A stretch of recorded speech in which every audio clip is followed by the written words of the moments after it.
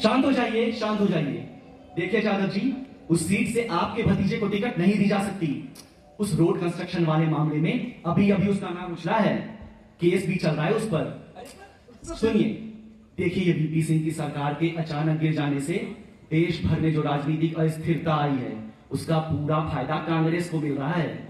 एक स्थिर सरकार के लिए लोग कांग्रेस की तरफ देख रहे हैं। हमारी स्थिति बहुत मजबूत है और हमें इसका पूरा फायदा उठाना चाहिए। ये निजी संबंधों को देख के हमें किसी भी सीट से ऐसा कोई उम्मीदवार खड़ा नहीं करना चाहिए जिसके जीतने की संभावना थोड़ी भी कम हो। लोगों को कांग्रेस के अलावा कोई विकल्प नजर नहीं आना चाहिए। यादव जी, हम इस बारे में बाद में बात करेंगे। नरसिम्हा जी, आप बोलिए, आप दक्षिण के बारे में कुछ कह रहे थे। जी, मैं पार्टी का ध्यान दक्षिण भारत की ओर ले जाना चाहूंगा। इस बात में कोई शक नहीं कि उत्तर भारत में कांग्रेस को जीतने से कोई नहीं रोक सकता, लेकिन दक्षिण में कुछ परेशानी हो सकती है। केरला और आंध्र तो फिर भी ठीक है, पर कर्नाटका और खासकर तमिलनाडु में तो मुझे कांग्रेस का खाता भी खुलता नजर नहीं आ रहा। क्यों राजीव जी, क्या कहना है आपका इस बारे में? राजीव जी, तमिलनाडु के बारे में आपका क्या कहना है? कोई रणनीति सोची है आपने वहां के बारे में? क्या हुआ, बोलिए। तमिलनाडु में भी हमारी रणनीति वही होगी जो बाकी पूरे देश में है, रैलीज, कैंपेन्स। और अगर हमारी स्थिति वहाँ पे कमजोर है तो हम वहाँ ज्यादा ध्यान देंगे। मैं खुद अपना कैंपेन वहीं से शुरू करूंगा। अरे ये क्या बोल रहे हैं आप तमिलनाडु जाएंगे? क्यों, आपको कोई परेशानी है? राजीव जी, वहाँ आपकी जान को खतरा है। LTTE से कितने ही डेथ रेस आ चुके हैं आपको। हाँ, ये बात तो सही है। वहाँ जाना आपके लिए खुद मौत को ललकारने जैसा है। हाँ हाँ, बिल्कुल बिल्कुल। हमारे पास और भी नेता हैं जो साउथ में कैंपेनिंग कर सकते हैं। आप नॉर्थ पे कंसंट्रेट कीजिए। जी, मेरा भी यही मानना है। आपको साउथ और खासकर तमिलनाडु तो नहीं जाना चाहिए। Please stop this nonsense and say what you really want to say. मेरी जान के लिए झूठी चिंता दिखाना बंद करिए। Death threats, I get 10 of them daily. We all know what this meeting is about. So let's cut the crap and get straight to the point. Rajiv ji, आप बात को गलत मोड़ दे रहे हैं। Oh really? यादव जी के भतीजे को इलेक्शन टिकट नहीं देनी चाहिए क्योंकि उस पर केस चल रहा है। Guess what? आप सब पर भी केस चल रहा है। And guess what? उनका भतीजा तो अभी सिर्फ 4 साल का है। तो ये मनगढ़ंत कहानियां बनाना बंद कीजिए। और नरसिम्हा जी, आप कह रहे थे कि दक्षिण में हमारी हालत कमजोर है। Well, I have these numbers for you. पिछले इलेक्शन में हमें जो 197 सीट्स मिली थी ना, उनमें से 40% सीट्स साउथ यानी दक्षिण की थी। So don't tell me कि मैं बात को गलत मोड़ दे रहा हूँ। मैं बात को उस ओर ले जा रहा हूँ जहाँ आप सब ले जाना तो चाहते हैं, पर हिम्मत नहीं है। अगर किसी आदमी को आप मारना चाहते हैं ना, तो कम से कम सामने आने की हिम्मत तो रखिए। यूं कायरों की तरह किसी के पीछे से बात क्यों कर रहे हैं? आप कायर किसे बोल रहे हैं? लीजिए, सीधे सीधे बोलते हैं। पूरी पार्टी को लगता है कि आपने जो श्रीलंका में किया था उसके कारण तमिलियंस आपसे चिढ़े हुए हैं और बोफोर्स स्कैंडल के कारण आपकी क्लीन इमेज भी दातार हो गई है। बोफोर्स का मामला कोर्ट में है और अभी कुछ साबित नहीं हुआ है। और श्रीलंका में जो मैंने किया वो एकदम सही था। And I still stand by my decision. But we don't stand by any of your decisions and we don't want to face the consequences of the leader. देखिए देखिए, आप लोग शांत हो जाइए। इस तरह लड़ने से कोई हल नहीं निकलेगा। हम एक काम करते हैं, एक ब्रेक लेते हैं। आधे घंटे बाद मीटिंग फिर से शुरू करेंगे, ठीक है? चलिए चलिए।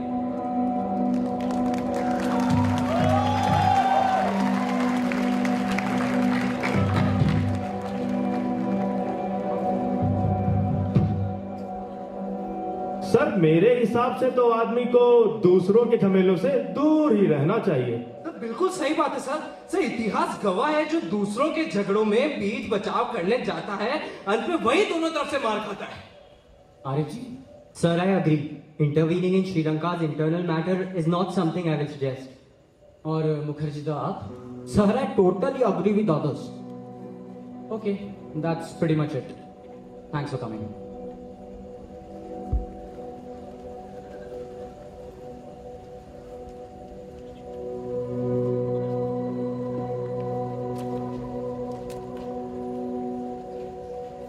You have already decided of intervening in Sri Lanka, haven't you? Sir, it's a bad idea. I will strongly suggest against it.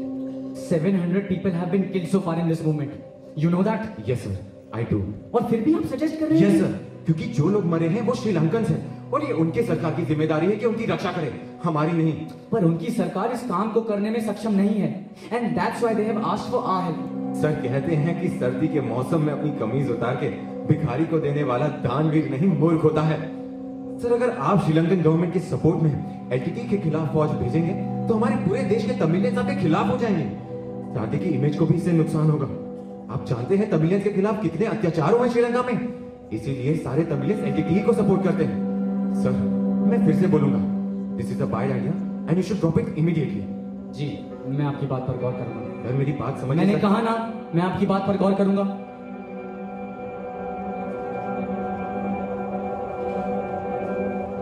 Anything else? Yes sir, एक और बात करनी थी आपसे। बोलिए। आज सुबह बोफोर्स के चीफ एग्जीक्यूटिव का कॉल आया था। आप जानते हैं उसने क्या कहा? वो लोग अपना कोड बदलना चाहते हैं। Oh really? Yes. Isn't that a great coincidence that they've decided to change their code just 2 days after you thought of giving them a chance to do so? Yes, that's a coincidence. A very big one. You might say so. I hope so, sir. I really hope so. Because if it's not, then I don't know. Was it? Huh? Was it a coincidence? I'm sorry. The case is in court and I'm not allowed to talk about it. But VP Singh certainly believed it wasn't a coincidence. Everyone is free to believe what they want to. So यहीं से आप दोनों के बीच दरार आने लगी। हाँ, कह सकते हैं. This is the point from where we started to have ideological differences. And what I did next pushed it to a point from where it was not possible for us to work together. Sir मेरे इतने समझाने के बावजूद भी आपने श्रीलंका में army भेज दी। मैंने वही किया जो मुझे सही लगा। You are not a dictator who can do whatever he wants to. You are the prime minister of a democratic country and you should not forget that. And neither should you. I'm sorry for the way that I've talked, but I think you made a big mistake. Mistake? You call saving people's lives a mistake? Helping a weak neighbor a mistake? Trying to uphold democracy a mistake? If these things are mistakes, then yes, I have committed not one but many mistakes. But guess what? I don't regret any of it. But I do. I do regret that I saw a great leader in you, a visionary in you. I regret that I thought you could fill in the shoes of your mother. Vishwanath ji, don't cross the line. Rajiv, I ignored what you did in Bofors, thinking at least your intention was right. But you know what? Now I think that you took it as a license to do whatever you want. Don't talk about things you know nothing about. I think I know enough. I know enough for you to worry about me. What do you mean? Vishwanath ji! Vishwanath ji!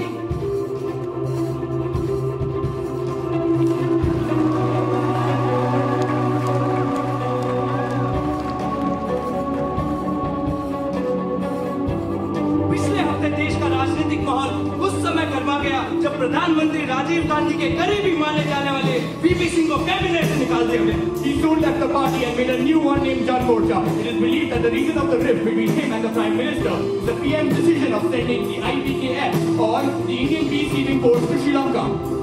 आज सुबह VP Singh ने press conference में एक ऐसा खुलासा किया है जिसने पूरे देश में हलचल मचा दी है। तो आइए आपको दिखा दें कि आखिर क्या हुआ उस प्रेस कॉन्फ्रेंस में।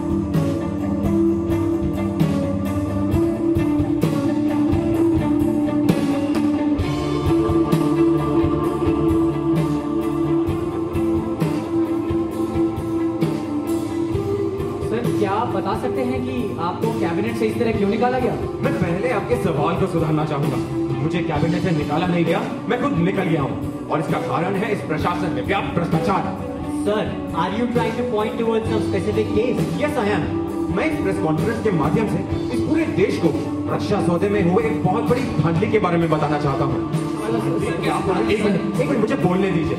देखिए 155 mm हाउइट्जर्स की खरीदी में इंटरनेशनल मिडलमैन जिन्हें हम दलाल कहते हैं उनका इन्वॉल्वमेंट था और उन्हीं के कहने पे एक गलत कंपनी को दिया गया। कौन दलाल सर? कौन middleman?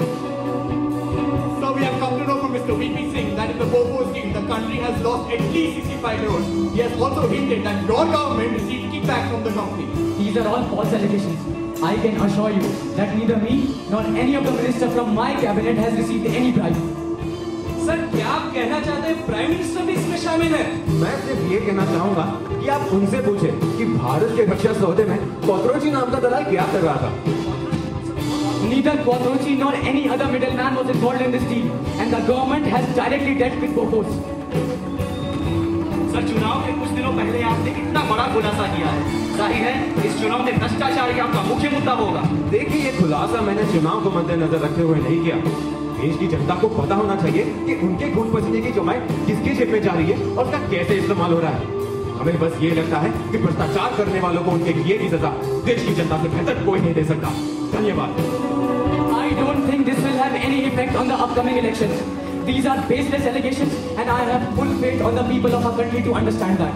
Sir, but you cannot deny that your clean image has been dented by this allegation, baseless or not. Images are not dented that easily, nor are they made that easily.